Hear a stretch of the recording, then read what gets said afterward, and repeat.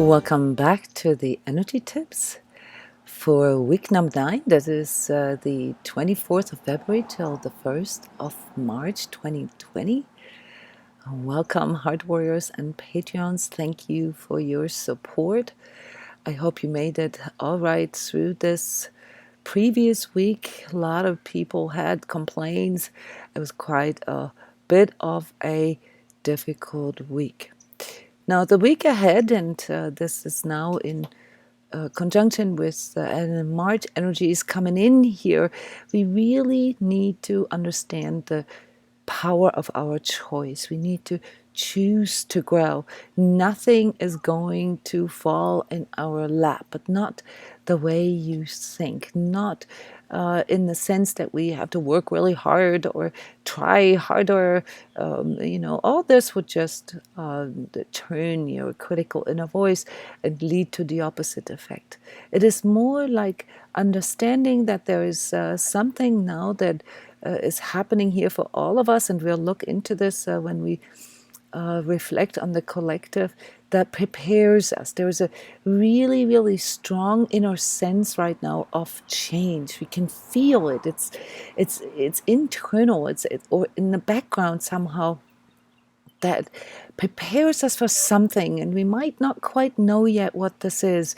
We will also probably feel a little bit of a pull into the mystical. I will talk about this in the March forecast.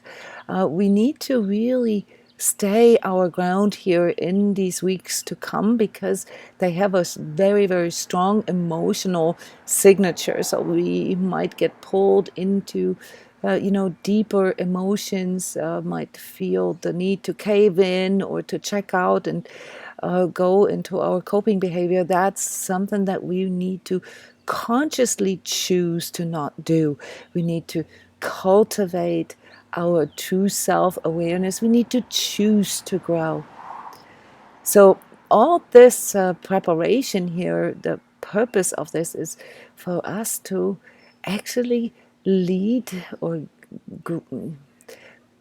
the purpose of this preparation, it can also feel a little scary to us, because it comes with a sense of reckoning, a sense of being served with the tab, being served with the consequences of our previous choices. So the moment we make conscious choices, the moment we recognize the power of choice, we also recognize some of our naivete, some of our not so good choices in the past. And yes, there is something like that we are being presented with the consequences of our choices in the past, but it's nothing that you as an individual soul self need to be worried about, because you've already decided to be in the now, to be present in the moment, and you already know, right, that growth happens continually, and that it is your dedication to growth that allows you to become a self-master, that you couldn't know what you didn't know before. But obviously on a collective level, this goes on a little slower, and this growth that is coming in here, this transformational change that will lead to more fulfillment, more happiness, and better resolutions here for us as a whole collective, that needs to be cultivated. And in these change processes that are going on right now here collectively, we are seeing some of the early consequences now. All right, so things are not going to be the same, and it needs to become all right for us. We are learning the resilience that it takes to navigate through change. And, this is hard for our ego to accept, but I really want you to understand the deeper spiritual aspect of confrontation with untruths.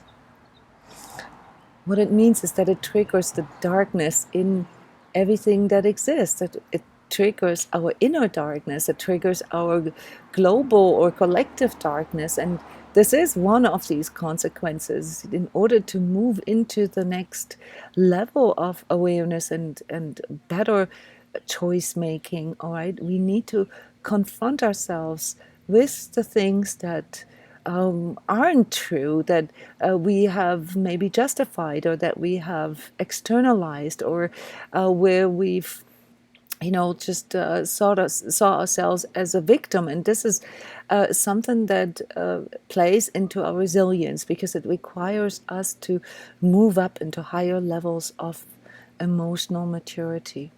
So in the Truth Talk this Sunday, I talked about higher learning and the 5 principles of emotional maturity. If you don't have the time to watch the whole video, it's the whole entire hour really talking about the principles of higher learning and how we can reach higher levels of maturity. I just want to point out here real quick what these are. The first principle is really the willingness to connect with our heart, to connect with our feeling, and to stay there, to cultivate this. All right. So even if it's hard sometimes to feel the emotions, or to feel the pain, or to feel physical stuff, or to even feel our relentless mind and our inner negativity. All right, we really need to up our tolerance for this, because without this, we will barely be able to learn to navigate through these changes within ourselves and, of course, the outside world. The second principle is the principle of internalization, of forming a literacy, so that we can become more clear about what it actually is that we are experiencing. It leads us into the witnesser.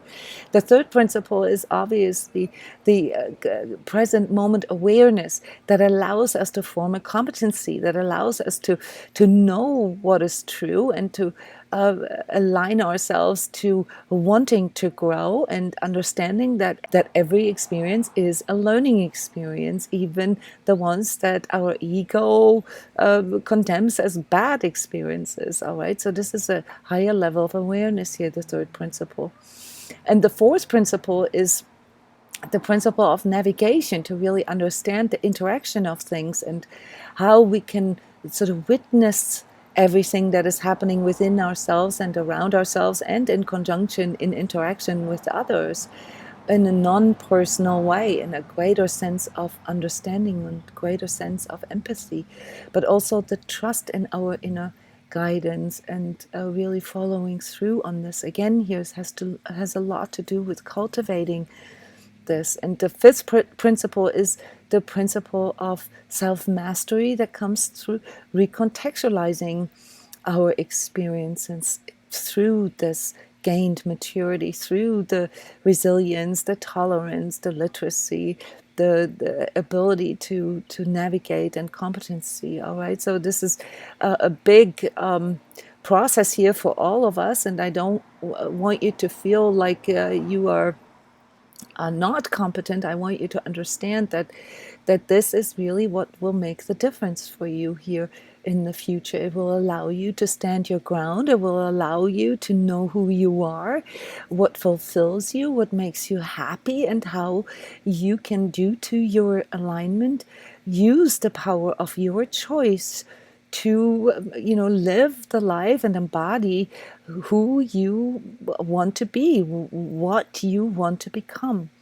All right, so it's really in our willingness to try, in our willingness to trust, in our willingness to enter this uncharted territory, because many of us still are confused about who we truly are, and what our medicine is, what our passion is. All right, so understand that these principles of emotional maturity are also the principles of higher learning altogether, and arriving in a higher level of consciousness that then ultimately allows us to navigate this world as a consciously embodied soul self.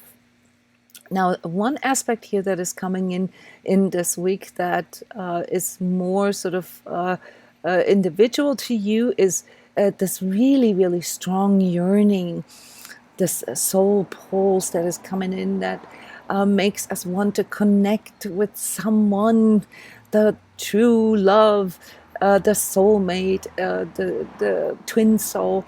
This is a very strong impulse right now, and I want you to understand that when it comes to higher learning and self mastery, you begin to understand that this is part of your ego's untruths. The only reason why we really want to have this sort of one and only forever soulmate is because our ego doesn't want to keep working, doesn't want to keep growing, doesn't want to keep searching. It just wants to have that security that it's just one person, and that we can then stop and finally sort of live in our comfort zone.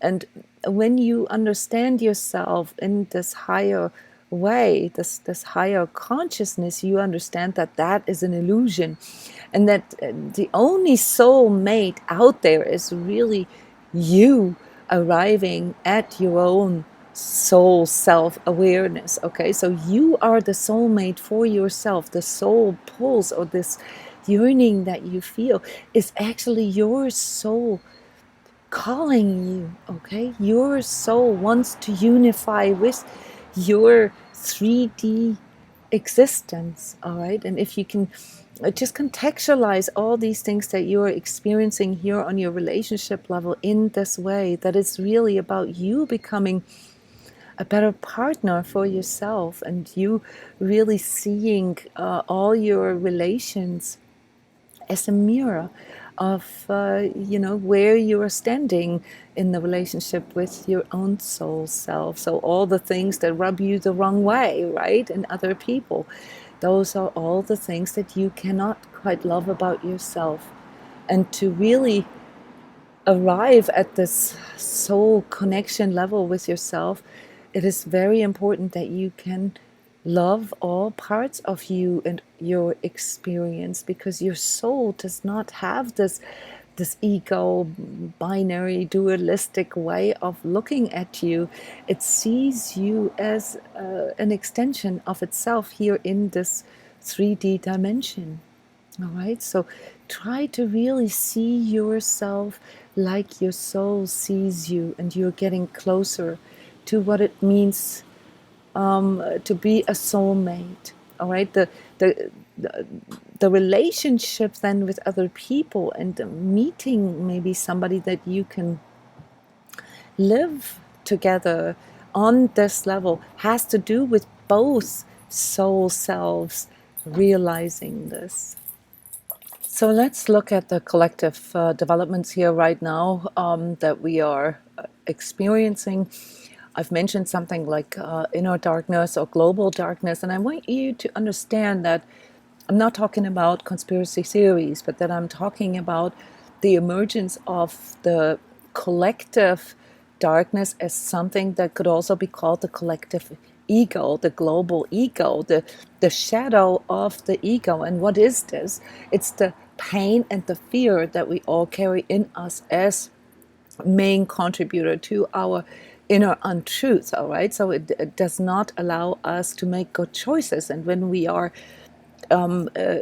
aligned to growth, when we are aligned to cultivating growth and navigating here through this world with a higher consciousness, all right, then it is counterproductive to get pulled into the collective ego, because it is basically sort of the magnified version of our own ego. Okay, so those of you who don't listen to news and so forth, you're doing a good job there in trying to prevent the effects of these collective energies on you through the news and through the manipulation that happens in the media or internet. But you do need to understand, though, that you are still connected to the collective at all times, and that the collective darkness or the collective ego interacts with you at all times, all right? So if you are feeling a sudden fear or sudden rage or sudden deep inner pain, it can actually help to reflect, to skim through the news a little bit and understand what is going on, because there's a lot of stuff going on right now that can explain why you are feeling in this way.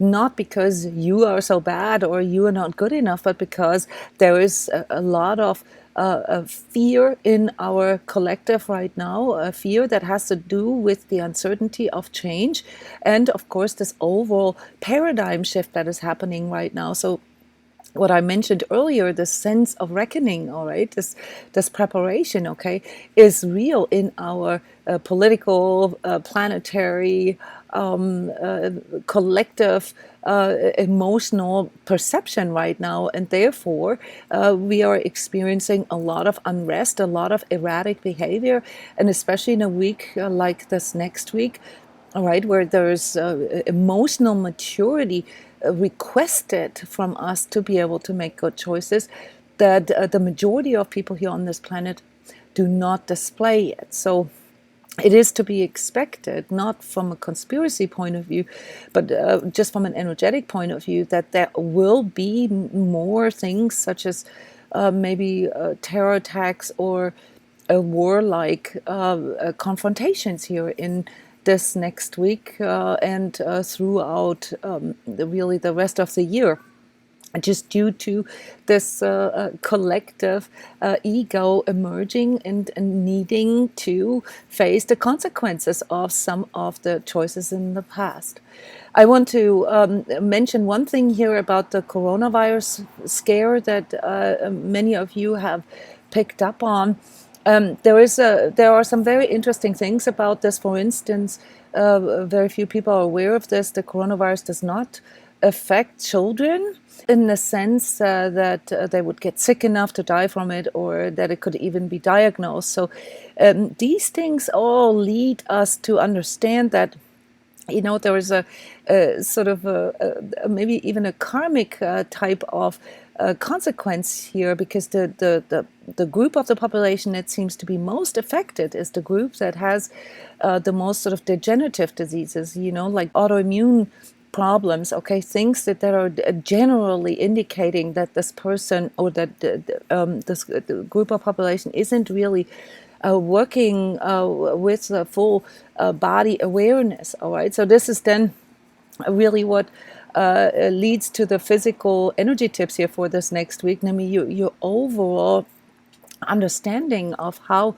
your physical energies work. The chakra wise, honestly, all chakras are really affected here in this next week. So there's no one particular, other than maybe constantly cultivating being in the heart, you know, and really strengthening your heart chakra and allowing that to encompass your physical.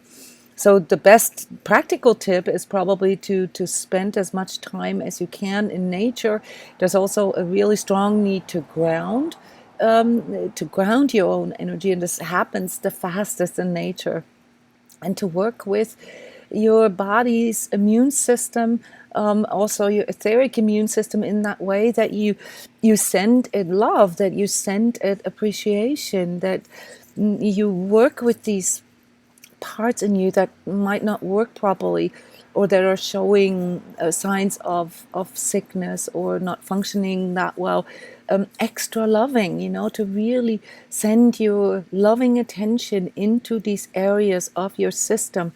You don't have to be a medical doctor to do this, but to understand that the power of your attention is your medicine, all right, and is activating your self-healing to a degree that really no medication can, all right. So nothing can really prevent you from contracting germs, the viruses and bacteria, other than really strengthening yourself from within. So my physical tip for you is to really internalize your body's own medicine cabinet, and to really appreciate it and work with it and nurture it, and give yourself the body love, you know, that you have already noticed you're not doing enough.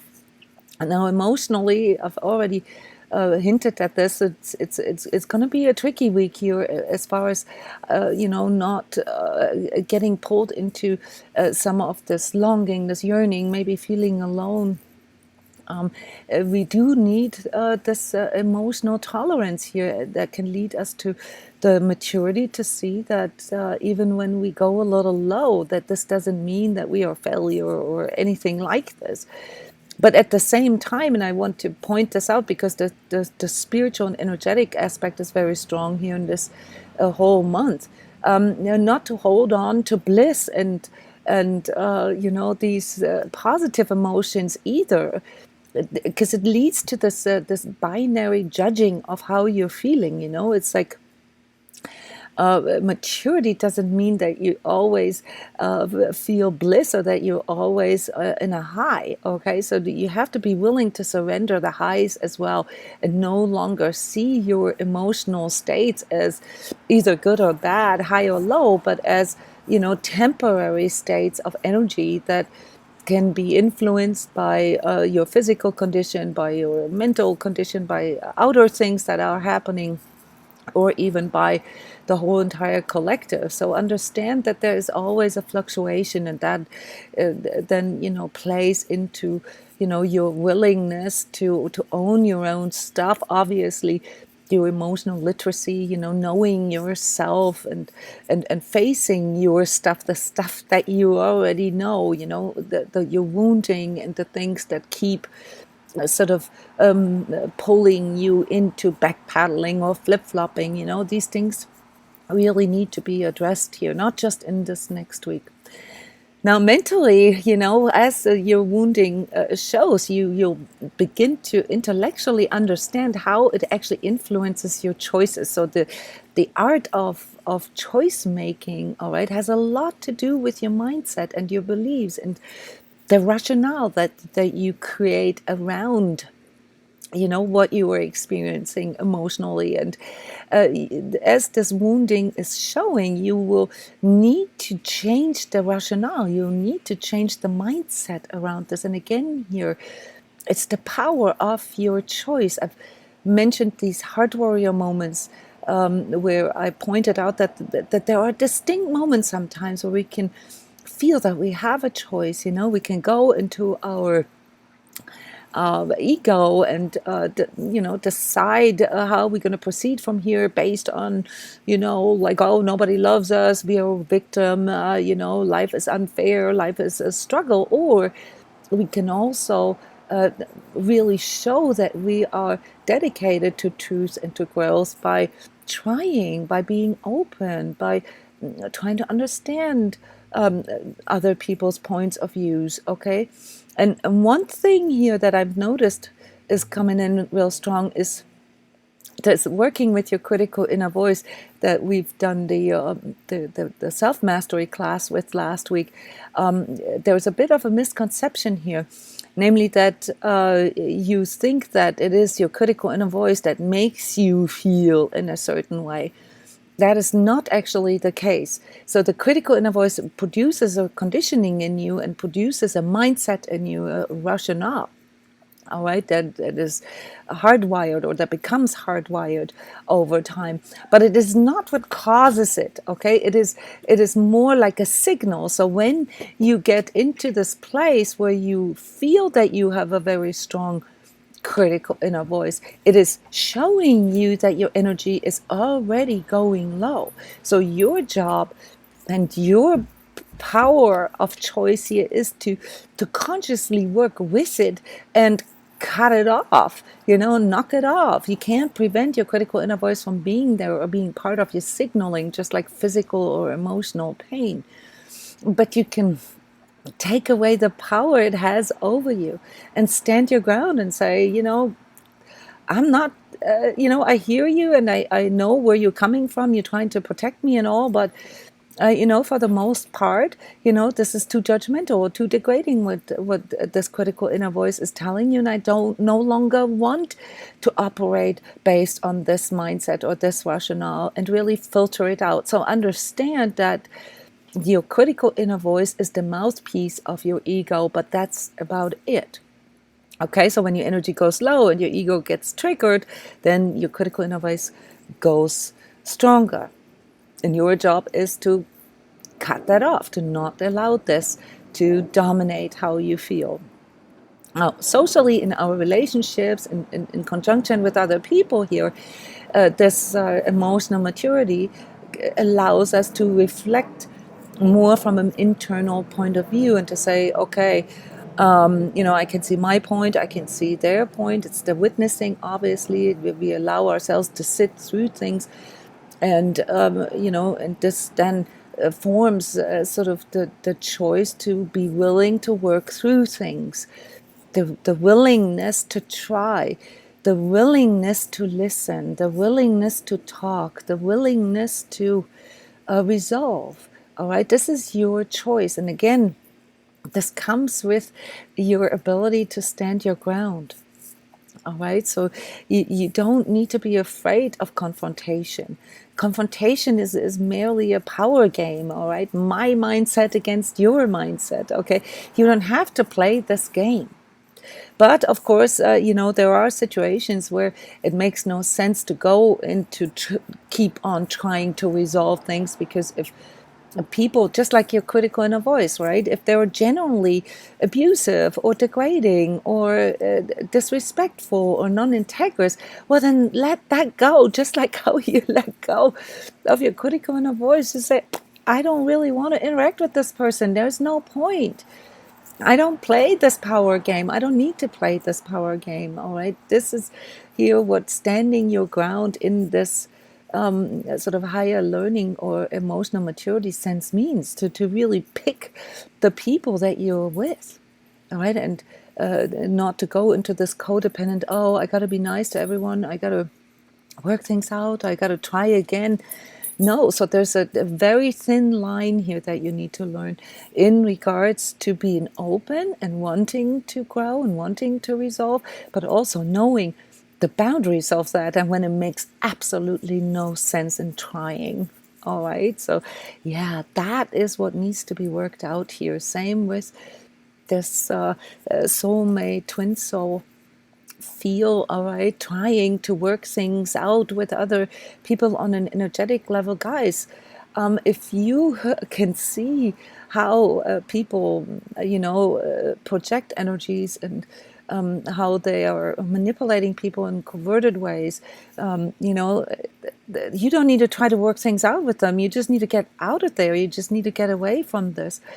All right. And just because you are connecting with someone on a deeper level doesn't mean you have to marry them, or doesn't mean that they're your soulmate. It just means that they're people who are sort of vibrationally on the same level as you are, and there is a deeper interaction. So just get used to interacting with people on this deeper level, and then you can learn that these choices that you need to make in order to stand your ground and to maintain your own integrity, all right, that they will be greeted with respect and with empathy, and that they will respond to this likewise, all right, and you will begin to see that there's a whole different dimension of interaction and rules of engagement and relationship possible.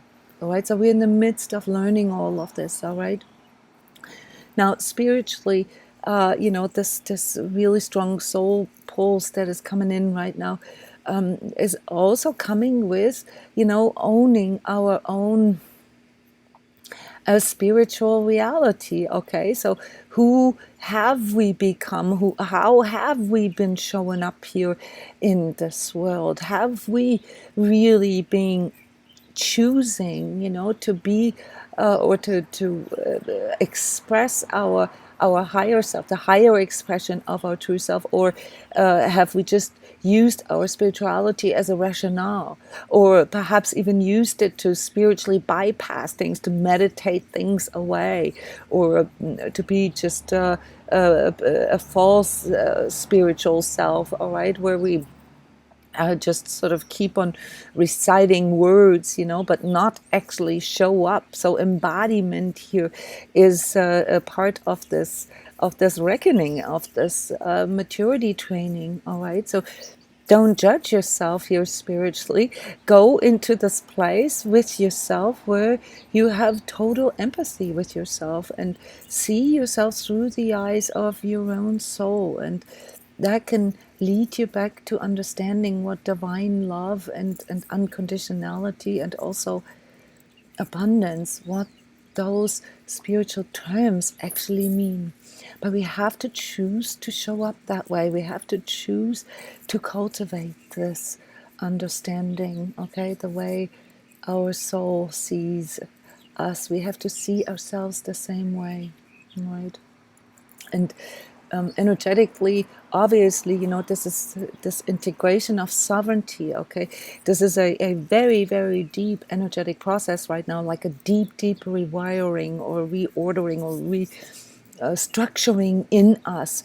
This preparation for embodying our own soul self-awareness with our energetic literacy and our emotional maturity. All right, this requires us to not just change our mindset and beliefs and learn emotional tolerance and stuff like that. It really means to be open to observing our energy at all times and see it as non-personal. Okay, whatever the energetic state is that you're in is your reality at this time, and you can choose, obviously, depending on how many of these tools you've already learned, to change that and to dedicate yourself to shifting your energy if it goes into a place that feels contractive or non-conducive for you. So it's really important to understand that this rewiring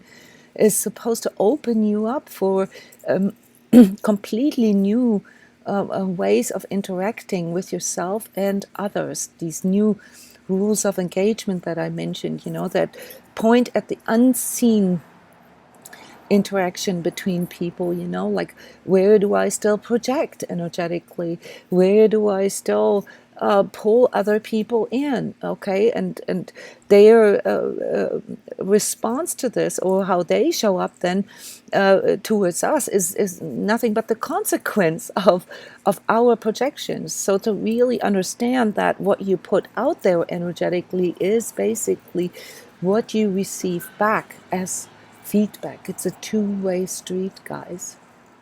That's why it's so important to understand that we are all connected. All right. I hope that this is enough tip for you here to get through this week. We will soon do the forecast here together in a couple of days and look into March energies all together. There is one more thing I wanted to mention here. There is another time capsule here in this week, and that is the one that mirrors the time from the end of the year 2019, so the solar eclipse time. All right, so some of you who are familiar with astrology probably know this. So you are revisiting this time, 25th till 27th of December. And I know that some of you guys had a really rough time right around this time. Please, when you open this time capsule, and this always happens through reviewing and reflecting, and what have I learned and how have I grown, or what are the things that I have chosen not to face. All right, then really look at it as part of this karmic task that you have been served with. Okay, not as a punishment, but as the way to express your soul self, and really look in what came forward for me in this time. And it's only been like 8 weeks since then. So how have I chosen to deal with this? And do I really want to go into repeat, or do I want to bring this into completion? All right, everyone, thank you so much for your attention, and I see you next week.